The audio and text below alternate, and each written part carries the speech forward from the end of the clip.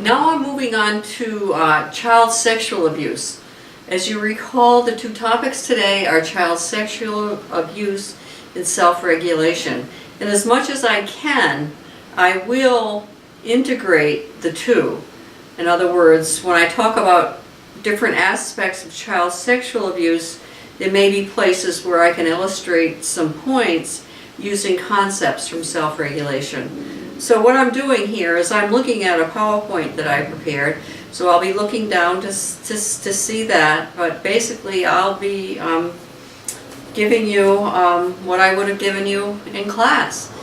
So the topics that we're going to cover in child sexual abuse, as we talk about child sexual abuse, these are the topics: what children need to thrive, definitions of child sexual abuse as trauma, children's experiences of child sexual abuse, perpetrators' experiences of child sexual abuse, mothers and siblings' experiences of child sexual abuse.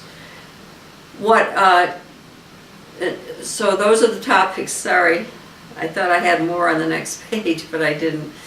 So, what children need to thrive. Now, this wasn't part of your assigned reading for today, but it's going to sound very familiar because we've been talking all semester about what children need to thrive. And I think if you were in class, if I said, what do children need to thrive, you would all say, secure attachments, safe havens, and then of course we have to break that down. And we have to talk about what that looks like in practice and how children experience it and what you might see. So, what do children need to thrive? Well, they need a well-regulated brain. So right away, there's the concept of self-regulation. That a well-regulated brain arises from, secure attachments. And secure attachments are characterized by synchrony, reciprocity, comfort when stressed, when you're very young, and also pretty similar things as you grow older, even though it might look different. So if infants and young children experience reciprocity, sometimes called contingent responsiveness, you know what contingent responsiveness means because we went over it enough in class. They soon internalize what they've experienced from the outside. And so experience shapes the brain. So they will have well-regulated brains because parents have helped them to self-regulate by soothing them, by comforting them, by talking to them as they get older, by listening to them and by hearing what they have to say. So children need a well-regulated brain to thrive. So, and well-regulated brains, as I just said, and we've talked about this many times, arise from secure attachments and sensitive responsive care. I think I just described sensitive responsive care. You've seen examples of sensitive responsive care. And then in times of stress and trauma, the people who provide secure attachments and who are secure bases from which children explore, they also become safe havens when children are stressed and experience trauma. Now, we've talked about this. Now, this applies very well to child sexual abuse. Now, what is child sexual abuse? I think we all have our ideas about what it is, and if we were in class, I'd ask you, what's your sense? What is child sexual abuse to you? But since we're not together, and I'm videoing this so you can take a look at it, I'll define it. Child sexual abuse basically can be divided into touch and non-touch forms. Touch forms involves different touches that the perpetrator may touch children on their sexual body parts, such as their breasts, their buttocks, their genitals, the vaginal area or vulva area for girls, and penis and anus. I mean, a lot of boys are anally penetrated, either digitally or with penis or with objects, and girls are too. So it's really important to know that child sexual abuse can be pretty brutal.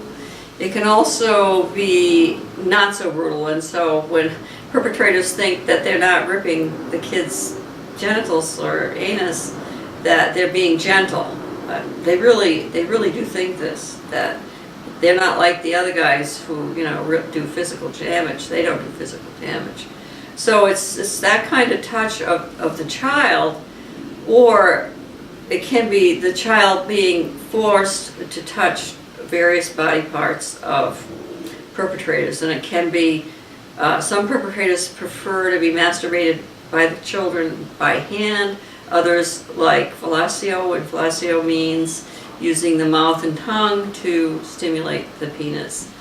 Some perpetrators might like digital penetration of the anus as well. They might like some kind of stimulation of the breast. They may have other parts of their body they want children to touch and force children to touch.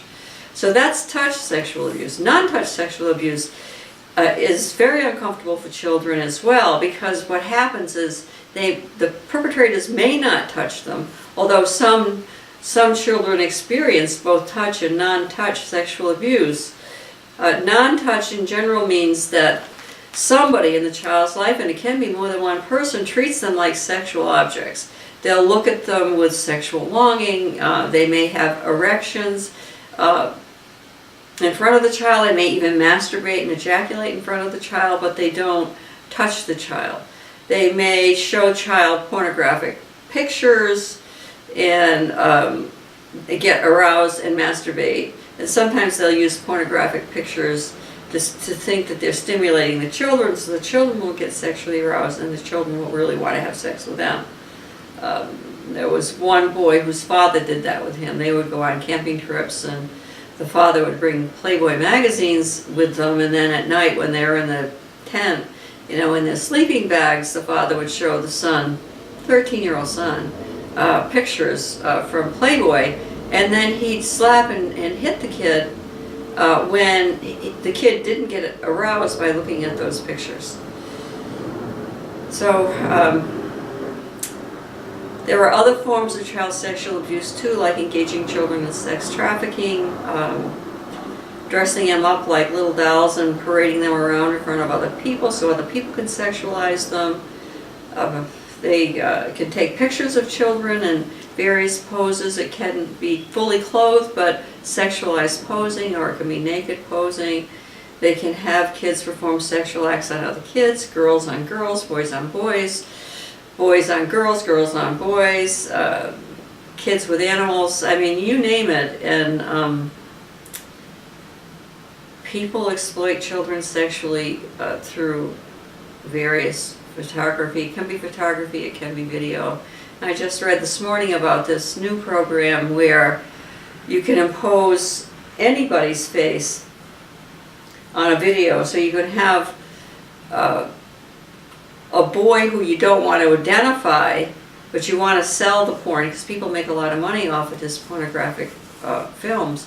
You can impose another child's face on, or other children's faces on the videos. So if you're videoing your own children, the children will not be identifiable, at least not by their faces. So those are the two main types of child sexual abuse: touch and non-touch. And what child sexual abuse is not is very important, and in this class I like to emphasize positive development, and so this is what I want to talk about now is about. And I also posted this on Moodle, and I hope you read it because it's really important. And it's called Appropriate and Problematic Sexual Behaviors in Childhood. Now, it is important to understand that fathers get a bad rap in terms of being perpetrators of child sexual abuse, and child sexual abuse in families is called incest. But actually, fathers represent about 20% of all the perpetrators of child sexual abuse. And brothers, sometimes sisters, aunts, uncles, grandparents, friends of the family, they're the perpetrators. Stepfathers, there are some men who look for women with children who are the age that they're interested in, and then they'll form a relationship with the women in order to get access to the children. That's pretty common. So sibling abuse, and it's typically between an older brother and a younger sister, but it doesn't mean that older brothers don't also abuse younger brothers. It doesn't mean they don't abuse or at least sexually assault older siblings as well. So the important thing is to keep an open mind.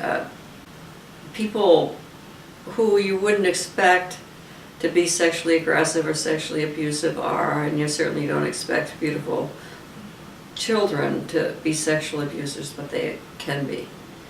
So let's move on now to appropriate and problematic sexual behaviors in childhood.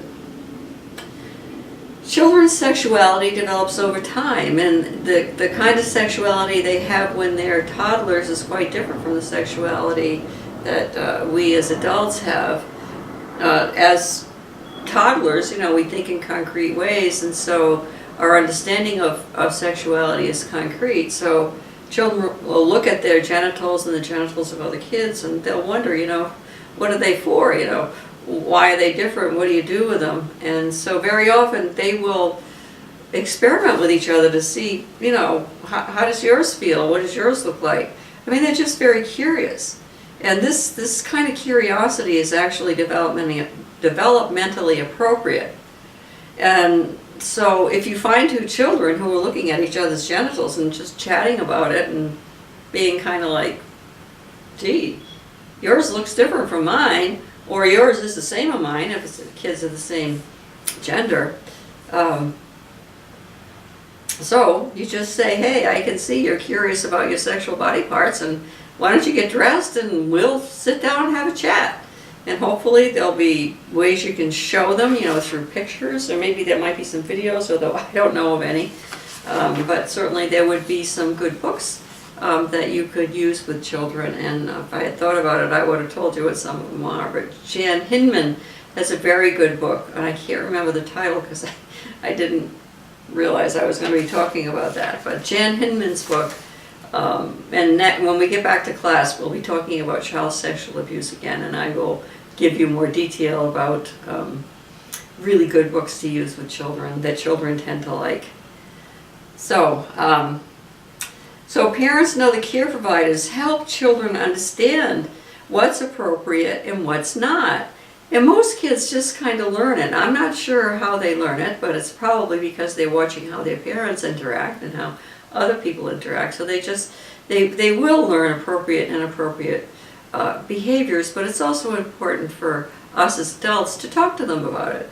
I mean, sexual development is like cognitive development or emotional development. Children need a little guidance, and we don't give them the guidance, then where are they going to get the guidance? Well, I know, I talked to a couple men this weekend about where they learned about sex, and they learned about sex through pornography. So is that where children should learn about sex, or should they learn about sex in the security of an attachment relationship? And I actually vote for children learning about sexuality and appropriate and inappropriate sexual behaviors in a safe haven, where they feel safe, where they can ask questions, where the questions suit their developmental levels. So when children behave in sexual ways with each other, and if you want to figure out, are these behaviors appropriate or inappropriate, you can use these guidelines. And again, I would like you to study them as well. I'm going over them with you now, and I may develop an exercise for you to use. In fact, I think that might be a good idea. Whether I do it for this class or next class, I don't know, because we're going to be talking about child sexual abuse after spring break as well. So when you see kids together, ask the following questions. Does it seem to be fun? Are they giggling? Are they curious? Do they seem relaxed? Does the participation seem voluntary? Are the children about the same age? They don't have to be exactly the same age. There can be a year or two difference. But if there's a year or two difference, you want to pay special attention to whether or not one child seems to be forcing another, or one child is really uncomfortable but does it anyway because they feel they have to. So are they about the same size? Are they about equal in physical strength? I think the overall issue is what I just said.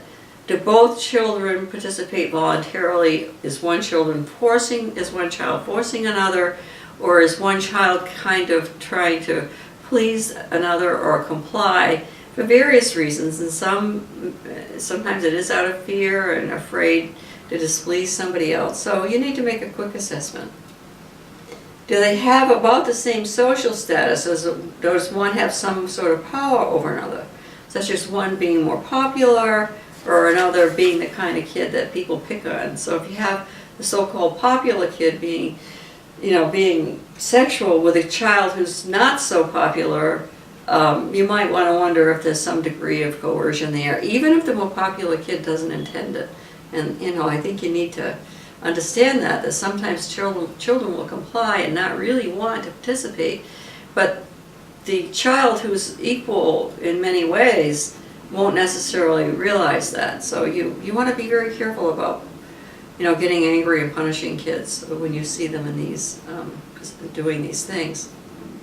Do the children have similar understandings of what they're doing? And usually their understandings are pretty elementary, like what is it, why do they look that way, what are they for? You can pee standing up, I have to sit down.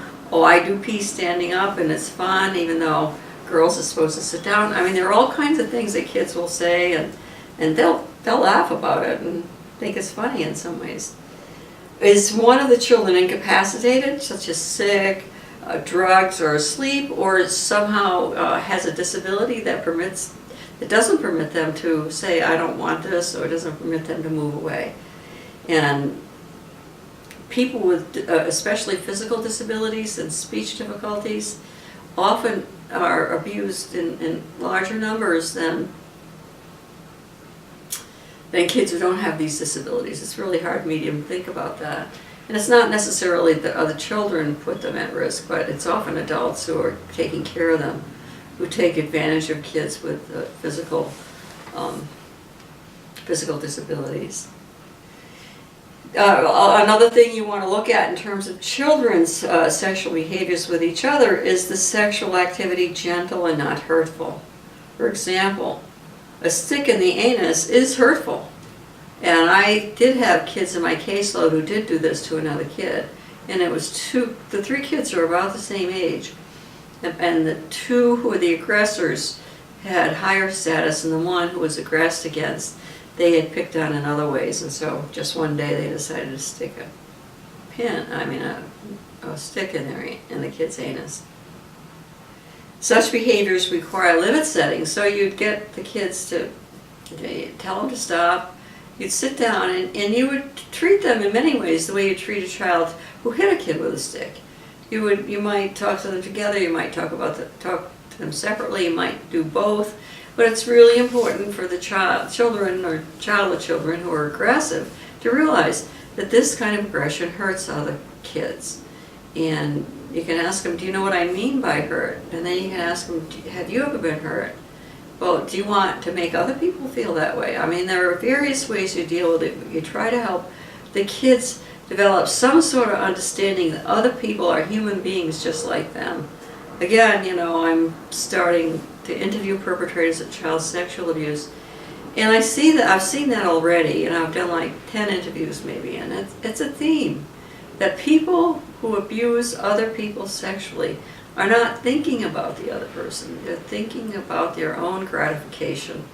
And so if that's what they're doing, and many of these people I've talked to in the last 2 weeks perpetrated this abuse against other children when they were children.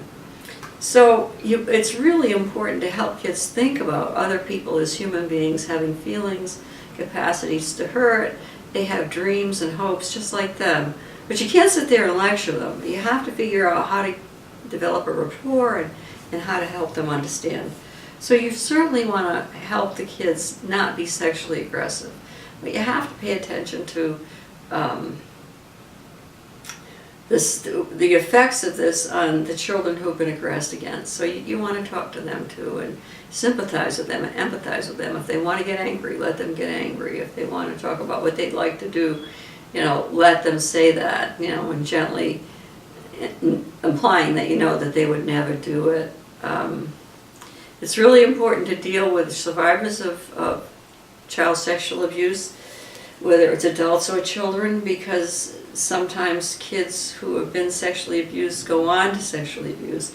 We think it might be between 20 and 30% do, and I think when I tell you, which I'm going to right now, that what's associated with victims becoming abusers is what? Lack of secure attachments, lack of a safe haven. They didn't feel safe enough to go to their parents to say, you know, somebody touched me on my pee-pee, or somebody touched me on my box, or whatever term they might want to use. And then the parents listen with a sympathetic ear and give them comfort, and then the parents go and they take care of the person who's perpetrated. They'll talk to the parents, they'll talk to the children, they'll, you know, hopefully there'll be an acknowledgement and an apology on the part of the aggressor. The other thing about kids who perpetrate is typically when the younger the children are, if they perpetrate against other children, they most likely have been sexually abused, and so that's something you'd want to work on with them. But sometimes they haven't been sexually abused either by touch or non-touch. One man I interviewed just this weekend talked about how he wasn't sexually abused at all, at least not in terms of anybody touching him, and he wasn't used in pornography or he wasn't sexualized by anybody. But what he did do is when he did experience a lot of trauma from his family, and it's the same trauma, you know, abuse and neglect, abandonment, threats, verbal abuse, all of that, with no opportunity to reconnect with the parents, you know, to do the developmental repair. And so these kids are already in a state of trauma, which is very painful, as we've learned. And so this particular boy, his father used pornography and would tell his boy, don't you dare ever look at these videos. So naturally, when the father wasn't around, the boy looked at the videos. He found them very exciting, and although he didn't masturbate till he was 12 or 13, from about the age of 8, he was watching his father's pornography. And by the time he was 11 or 12, he sexually abused his younger sister. And he now is in his 30s, and he's got a terrible self-concept. I mean, he calls himself a faggot because he has had sex with other men, even though he identifies as heterosexual. He calls himself a monster because he sexually abused children, and he calls himself some nickname for meth head, and it's not tweaker or anything like that. It's some other name I had never heard of. I couldn't even find it on the internet. So he has 3 very, very negative names for himself. So even though he's the aggressor and he's the stereotype bad guy, you know, when we really dig into what these guys think about themselves, they have a terribly negative sense of themselves. And if they have a terribly negative sense of themselves, that puts them at high risk to sexually abuse again, to use drugs again. You know, he also beat women. He didn't mention that. I guess maybe that's not as stigmatized to him. I'm not sure. I shouldn't make that statement until I talk to him. But these are serious issues, and so, you know, we really need to dig deep when we're thinking about child sexual abuse. We can't just rely on, you know, what we learn through the media, what we learn from talking to each other, or, you know, the mentality of lock them up and throw away the key. You know, it's a much more complex issue than that. So I'll end this part. We're not finished with child sexual abuse yet, but I'll continue with child sexual abuse, but I think this is enough for this part 2. We'll move on to part 3 and part 4, and who knows how many parts.